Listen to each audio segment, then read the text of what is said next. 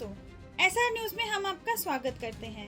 आज दिन शनिवार तारीख 26 जुलाई 2025 है। आज सावन माह के शुक्ल पक्ष की द्वितीय तिथि है। दोस्तों, अगर आज के दिन की ऐतिहासिकता की बात करें तो भारत के इतिहास में ये एक बेहद खास दिन है, जिसे कारगिल विजय दिवस के तौर पर हर साल मनाया जाता है। 26 जुलाई 1999 को भारतीय सेना ने पाकिस्तान के कब्जे से कारगिल की पहाड़ियों को सफलतापूर्वक मुक्त कराया था। यह युद्ध लगभग 2 महीने चला था और इसमें भारतीय जवानों ने असाधारण साहस और बलिदान का प्रदर्शन किया था। इसी दिन भारत ने अपनी जीत की घोषणा की थी और तभी से यह दिन शहीद सैनिकों के बहादुरी और बलिदान की याद में पूरे देश में मनाया भी जाता है। चलिए अब आज की बड़ी खबरें देखते हैं।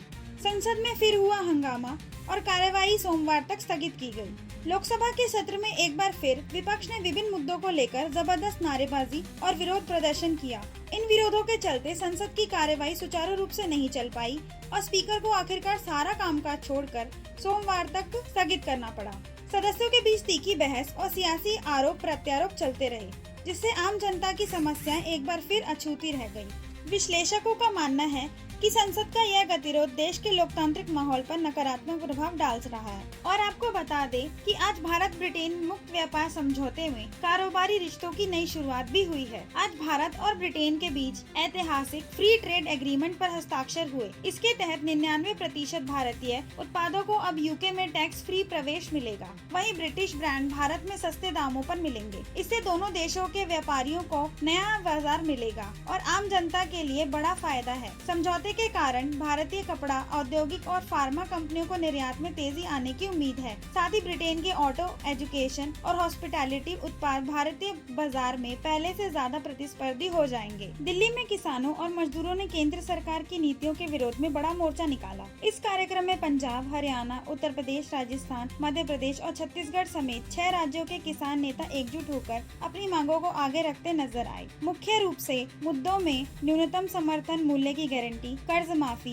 श्रमिक अधिकार और सब्सिडी जैसे बातें भी रही। क्या आपको पता है शिक्षा में क्रांति आने वाली है, क्योंकि ब्रिटेन की टॉप यूनिवर्सिटीज अब भारत में आएंगी। भारत सरकार ने ब्रिटेन की 5 प्रमुख यूनिवर्सिटीज के साथ करार किया है, जिसके तहत ये यूनिवर्सिटीज अब भारत में अपने पूरे कैंपस खोल पाएंगी। इस ऐतिहासिक फैसले से हजारों छात्र छात्राओं को बिना विदेश जाए ही अंतर्राष्ट्रीय स्तर की शिक्षा मिलेगी। इससे न सिर्फ एजुकेशन सेक्टर को बूस्ट मिलेगा, बल्कि विदेशी मुद्रा की बचत और ग्लोबल एक्सपोजर का भी अवसर बढ़ेगा। हम आपसे पूछना चाहते हैं कि अगर आपको मौका मिले तो क्या आप भी भारत में ही इंटरनेशनल स्टडी करना चाहेंगे? अपने विचार हमें कमेंट लिखकर जरूर बताएं। हाई प्रोफाइल ड्रग केस में दिल्ली पुलिस को बहुत बड़ी कामयाबी हासिल हुई है। दिल्ली पुलिस ने एक बड़े ड्रग सिंडिकेट का पर्दाफाश किया। इस मामले में पुलिस ने लगभग 100 करोड़ की MDMA ड्रग जब्त करने के साथ साथ 5 नाइजीरियाई नागरिकों को गिरफ्तार किया। पूछताछ में पता चला कि ये अंतर्राष्ट्रीय स्तर पर फैली रैकेट से जुड़े हुए हैं, जो भारत समेत कई देशों में अवैध ड्रग्स का कारोबार कर रहे थे। राजस्थान के झालावाड़ स्कूल हादसे में 7 विद्यार्थियों की मौत हुई। झालावाड़ राजस्थान के एक सरकारी स्कूल में एक बड़ा हादसा हुआ। स्कूल की पुरानी बिल्डिंग गिर गई, जिसमें 7 बच्चों की दर्दनाक मौत हो गई और 14 बच्चे घायल भी हो गए। घायलों को तत्काल अस्पताल पहुंचाया गया और कई की हालत गंभीर है। प्रशासन ने हादसे की उच्च स्तरीय जांच के आदेश दिए हैं और सभी जर्जर स्कूलों, भवनों की पहचान और मरम्मत के सख्त निर्देश भी जारी किए हैं। इस दुर्घटना के बाद शिक्षा संस्थानों के अनुपयुक्त अवस्थिति पर गंभीर सवाल खड़े हो गए हैं। अगली खबर में केंद्र सरकार द्वारा सुप्रीम कोर्ट से सलाह मांगी गई है, जिसमें केंद्र सरकार ने सुप्रीम कोर्ट से कहा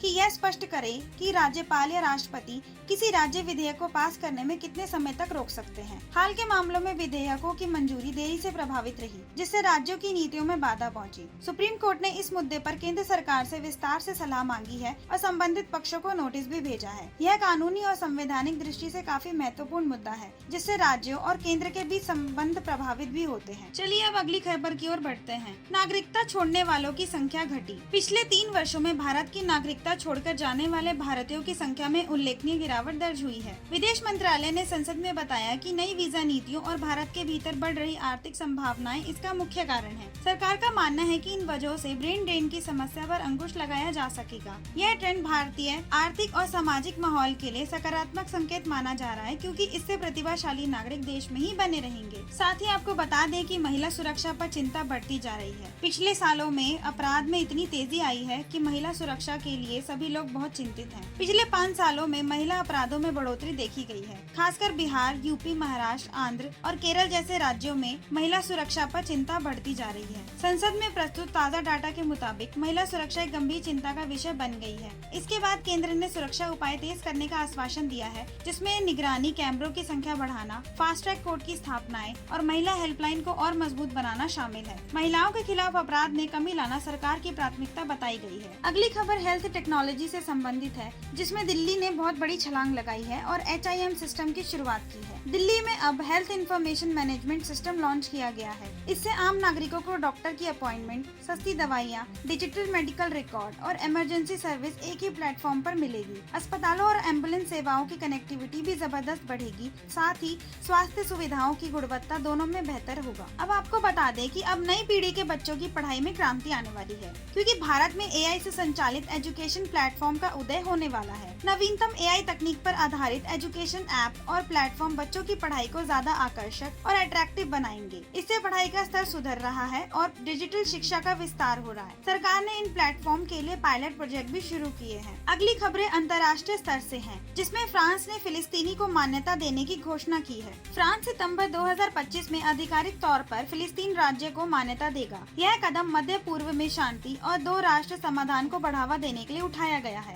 गाजा पट्टी में मानवीय संकट गहराया, विदेशी सहायता का एयरड्रॉप शुरू किया गया। गाजा में भुखमरी को रोकने के लिए जॉर्डन और UAE ने मेडिकल सप्लाई व भोजन का एयरड्रॉप शुरू किया है। 115 से ज्यादा समुदायों को बड़े खतरों की चेतावनी दी है। ईरान और यूरोप में परमाणु वार्ता फिर से शुरू हुई। ट्रंप ने सख्त चेतावनी दी। ईरान और यूरोपीय देशों के बीच परमाणु कार्यक्रम पर वार्ताएं इस्तांबुल में शुरू हुई, जबकि अमेरिका ने आरोपों और नए प्रतिबंधों की चेतावनी भी दी। तुर्की में जंगल में आग बुझाते समय 10 स्वयंसेवी वर्कर की मृत्यु हुई। चलिए अब आज के मौसम समाचार के बारे में जानते हैं। 26 जुलाई 2025 को दिल्ली का तापमान 40 डिग्री के करीब रह सकता है और आंधी की चेतावनी भी दी गई है। मौसम वैज्ञानिकों का कहना है कि दिन में आसमान में बादल रहेंगे और दोपहर के समय हल्की बारिश व आंधी चल सकती है। गर्मी और उमस से निजात दिलाने के लिए रविवार से तापमान में गिरावट रहेगी और बारिश बढ़ने की भी संभावना है। लोगों से अनुरोध है कि वे धूप में बाहर ना निकले और जलपान का ध्यान रखें। केरल में 7 जिलों में ऑरेंज अलर्ट और तेज बारिश के आसार हैं। केरल में लगातार चौथे दिन भारी बारिश जारी है। 25 से 29 जुलाई तक 7 जिलों में ऑरेंज अलर्ट और हाई विंड